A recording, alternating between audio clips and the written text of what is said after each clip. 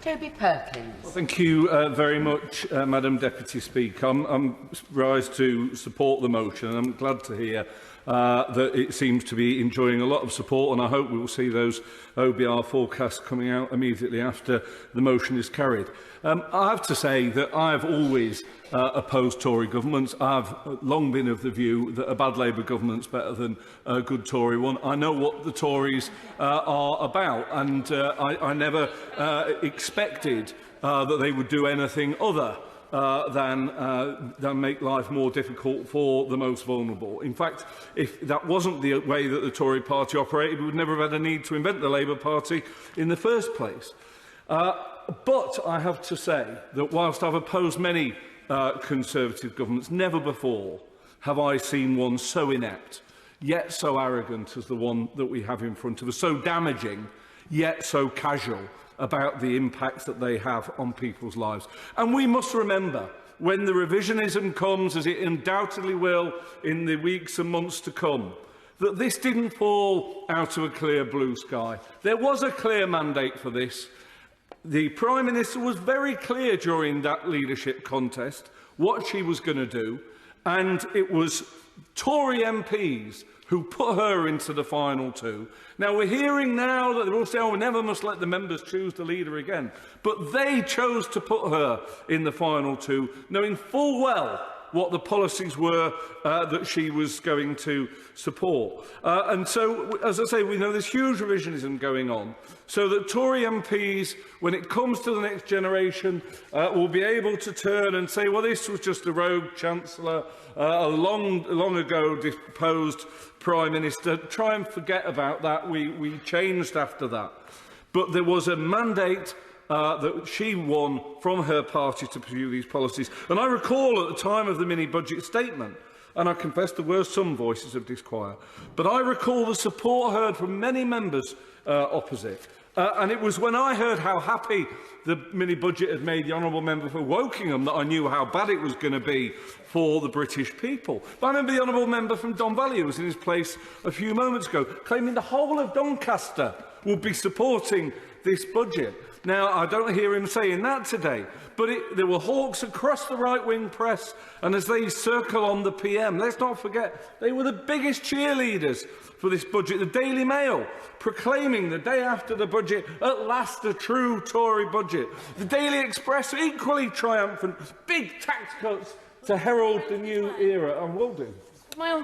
Thank you, Madam Deputy Speaker. Would my honourable friend agree with me that the then Chancellor was carrying out what the Prime Minister had said that she would do, and actually, in making sure that he lost his job, it should be her that should be taking responsibility and indeed resigning? Well, I couldn't agree more. He's the first politician in history to have to resign for doing what he said he was going to do, and indeed doing precisely what the Prime Minister said she was going to do. And it was born of the recklessness of having pursued so much, so confidently, with so little evidence under the previous Prime Minister before that. So make no mistake, Madam Deputy Speaker, I will spend every day between now and the general election making sure the people of Chesterfield know that the higher interest rates, the tax rises, the cuts to our threadbare public services, and even, shamefully, the prospect that disabled people on benefits and impoverished pensioners could see further cuts to their real terms income are all as a result of this arrogant recklessness. This did not need to happen, and the damage is done. Yes, there are global issues, but the central bank did not have to bail out pension funds in America or Germany.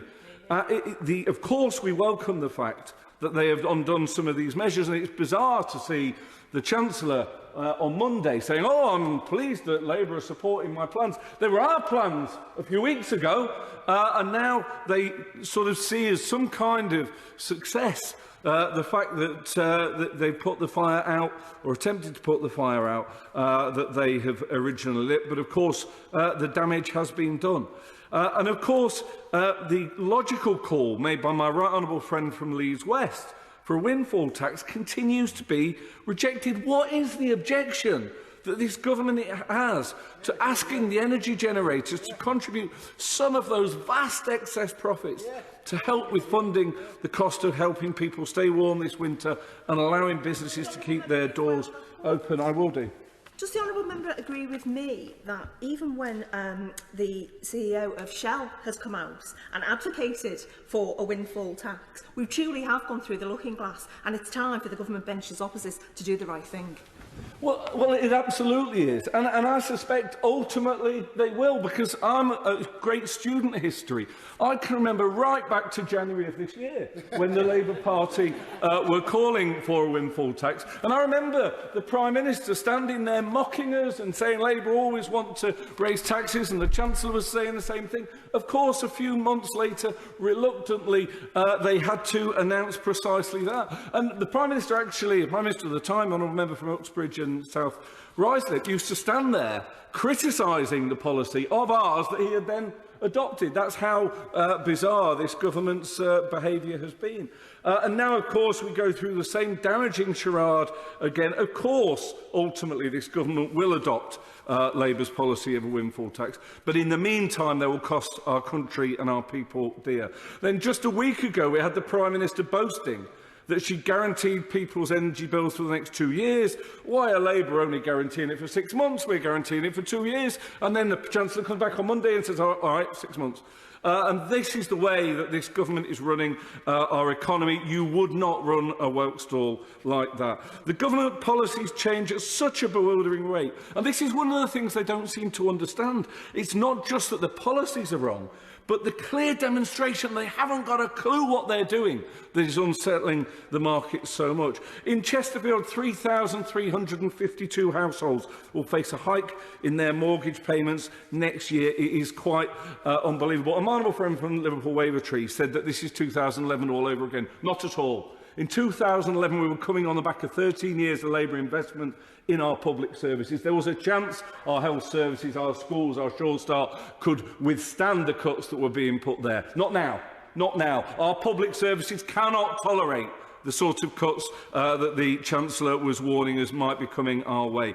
The idea that this government can restore confidence in our nation's finances by having 2 more years of the ineptitude that got us here in the last 12 years would be laughable if it was not so serious. There is no mandate for the approach that they are now pursuing. And if the Tories think that they can quietly euthanise the career of the latest Prime Minister and have another go, they are further removed from reality than even I believe that they are. We need a government truly committed to growth, to a green recovery and to rebuilding our public services. We need a government whose policies last beyond the ink drying on the growth document they've just printed. We need a government whose plans are robust and whose leader is strong. And we need a government willing to lead in the national interest and not just the narrow interest of their party. And that, Madam Deputy Speaker, means we need a Labour government led by my right honourable friend from Holborn and St Pancras, and we need that general election now.